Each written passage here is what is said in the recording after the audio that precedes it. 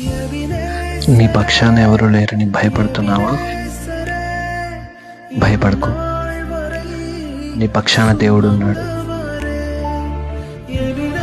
నీ సమస్యతో యుద్ధం చేయవాడు ఆయనే. ఆయన ఉన్నాడు నీకు తోడుగా. భయపడకు. నిన్ను నీ సమస్యల్లో నుంచి, ఇబ్బందుల్లో నుండి బయటకు తీసుకొస్తాడు. యుద్ధము యెహోవాది.